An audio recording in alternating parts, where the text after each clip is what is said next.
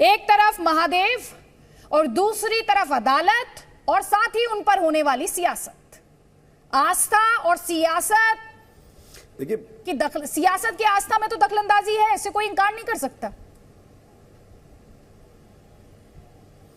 देखिए, आज जो क्रेडिट की बाढ़ चल रही है, क्रेडिट का लेने के लिए जो बात कही जा रही है, 1947 में जो कार्य किए जाने चाहिए थे वो आज मोदी जी के द्वारा किया जा रहा है। ये इनको जवाब देना चाहिए। 1951 का एक लेटर है सोमनाथ के ऊपर, सोमनाथ भगवान के ऊपर, जिस प्रकार से मंदिर में नेहरू जी ने लिखा था कि मैं वहां आ नहीं सकता, मैंने वहां आना चाहता हूं, और राजेंद्र प्रसाद को भी रोकने का प्रयास किया था। यह कार्य किया था कांग्रेस ने।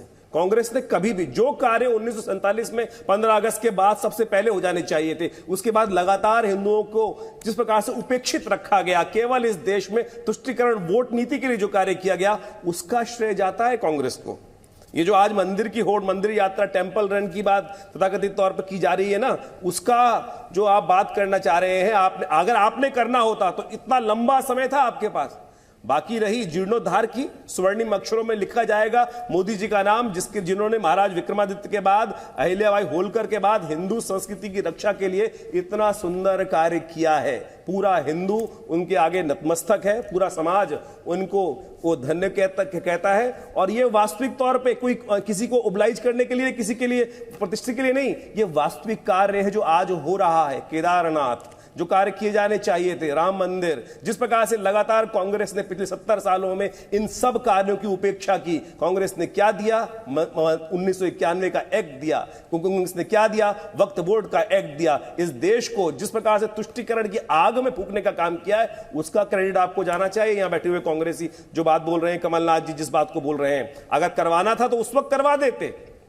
आज जो क्रेडिट लेने की होड़ आप ले रहे हैं, वो हर व्यक्ति को समझ में आ रही है। क्या कर रहे हैं आप पछतावत होत क्या जब चिड़िया चुग गई खेत। आपके लिए वो बात जो कहावत है बिल्कुल सत्य है। तो इसलिए आज जो कार्य किया जा रहा है, उसको देखकर तमाम हिंदू समाज, तमाम भारतीय संस्कृति का जो रक्षक समाज है, वो सब मोदी जी के आगे नतमस्तक है। हाजिक खान आपको जवाब देना चाह रहे हैं। हाजिक खान देता है और जवाब ले लीजिए। हाजिक खान, ये कहने से पहले तो तुष्टीकरण किया गया।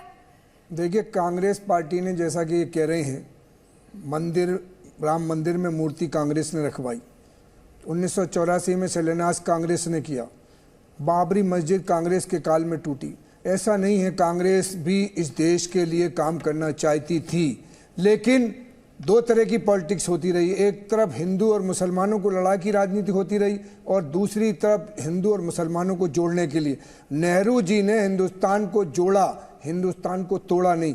लेकिन मैं देख रहा हूं कि जैसे दिलों में जब फटास होती है मैडम, तो जैसे बांग्लादेश पाकिस्तान बटे, हिंदुस्तान पाकिस्तान बटा, ये क्या कहते हैं, रशा हमारे सामने टूटा, और कोरिया और साउथ कोरिया अलग हुआ। दिलों को बांटने से मुल्क बढ़ते हैं और दिलों को जोड़ने से मुल्क जुड़ते हैं। नेहरू जी ने क्योंकि देश की आज़ादी की लड़ाई लड़ी थी, और वो जानते थे कि हिंदू और मुसलमान, सिख, ईसाई सारे लोगों को साथ लेके चलेंगे, इसलिए उन्होंने देश ने की जोड़ की बात की। और ऐसे मसाइल जिस पर हिंदू और मुसलमानों के बीच में मैं ये पूछ रहा हूँ कि बाबरी मस्जिद शहीद हजारों लोग मरे, उसका जिम्मेदार कौन है? किसकी हजारों मस्जिद और मंदिर टूटे, उसका जिम्मेदार कौन होगा? दीपांकर का जवाब लीजिए, उसके बाद नलिन को लीजिए। आपको बात राजनीति कीजिए, लेकिन इंसानों पर, मानवता पर राजनीति कीजिए, राजनीति धर्म पर मत कीजिए। अदिति, आपने खुद ही ये कहा ना अभी, हाजिक खान, आपने खुद ही कहा हिंदू मुस्लिम को लड़ाना किसने किया? आपने खुद कहा सियासत ने किया।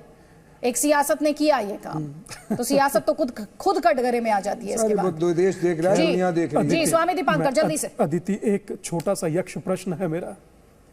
आपके पास भी मोबाइल है, हमारे पास भी है, नलिन भाई के पास भी है, और खान साहब के पास भी है। एक बार गूगल पर सर्च तो कीजिए कि कौन से देश का देवता है जो अपने केसेस लड़ रहा है। क्या कभी होता है व्यक्ति चुपचाप बैठकर रोए मगर कुछ बोले नहीं, सहन करे, स्वीकार करे, जब आप कहें तब नमस्कार करे, तब तक सब सही है, और जहां उसने अश्रु तक बहाना चाहा तो वो गुनाह हो जाता है। मैं काशी का गवाह रहा हूं अदिति जी, मैं गया काशी, निमंत्रण पर देखकर आया काशी। ऐसा लगता है जैसे पैलेस लगता है कि वाकई महाकाल का दरबार है। काशी विश्वनाथ, नाथ जो होता है, नाथ का दरबार है। यहां से आदरणीय पीएम चाहते थे हो, वहां सीएम चाहते थे, और सीएम ने जिस तरह से लगकर तल्लीनता से उसे कराया है। और एक छोटी सी बात कहकर अपनी बात समाप्त कर रहा हूं। केदार बनवाए पीएम, राम मंदिर बनवाए पीएम सीएम, ये काशी विश्व कॉरिडोर बनवाए महाकाल लोक पीएम। अरे भाई जब विंध्याचल कॉरिडोर बनवाए पीएम, अरे जिसे महाकाल ने चुन लिया हम क्या करेंगे बताओ ना, या आप क्या करोगे? ठीक है, जल्दी से एक कमेंट यहाँ पे मौलाना सरवर आपका भी चाहती हूँ, उसके बाद नलिन जी में फ्लो दूंगी। उनका एक कमेंट मैं अभी तक नहीं ले पाई हूँ। मौलाना गुलाम सरवर कहते तो सब है कि राजनीति लड़वाती है हिंदू को मुसलमान से, लेकिन होती फिर भी सियासत ही है।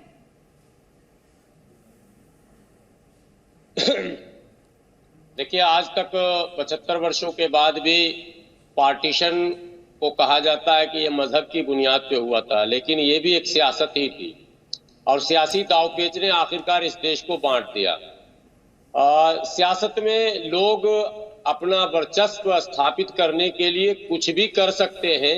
ये उदाहरण इस धरती पर ही विदेश से आए एक राजनेता जिसको आक्रांता कहते हैं, औरंगजेब, जो अपने बाप को कैद कर सकता है, भाई को मार सकता है, तो क्या नहीं कर सकता सत्ता के लिए।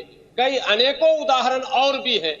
उदाहरण तो अशोक सम्राट का भी है, लेकिन स्वतंत्र भारत में बहुत कम लोगों को नाराज कर या बहुत कम लोगों की बलि चढ़ाकर अगर किसी ने अधिक लोगों को संतुष्ट किया है तो निसंदेह उसमें नाम आदरणीय प्रधानमंत्री नरेंद्र मोदी जी का आएगा।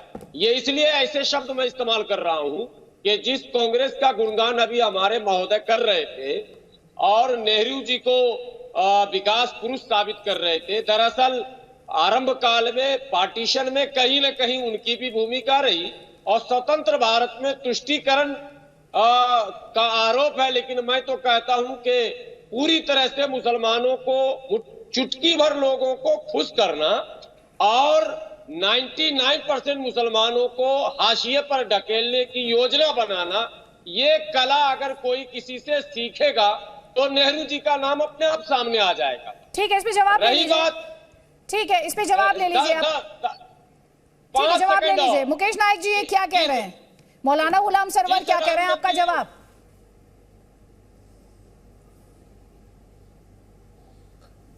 इस तरह के प्रश्नों का कोई जवाब दे सकता है क्या? ये किस तरह की भाषा है, किस तरह का इतिहास का वर्णन है, किस तरह की व्याख्या है?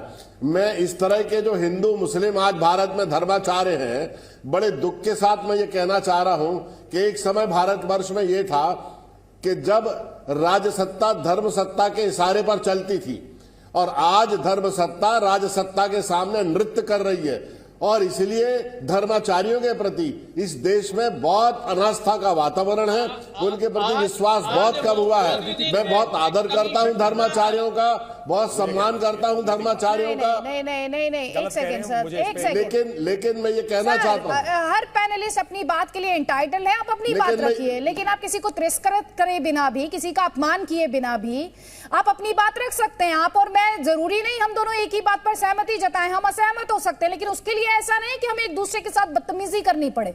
आप अपनी बात रखिए, दूसरा पैनलिस्ट अपनी बात रखेगा। उन्होंने एक सवाल उठाया, अगर आप जवाब देना चाहते हैं आप जवाब दें, वरना आप इनकार कर सकते हैं।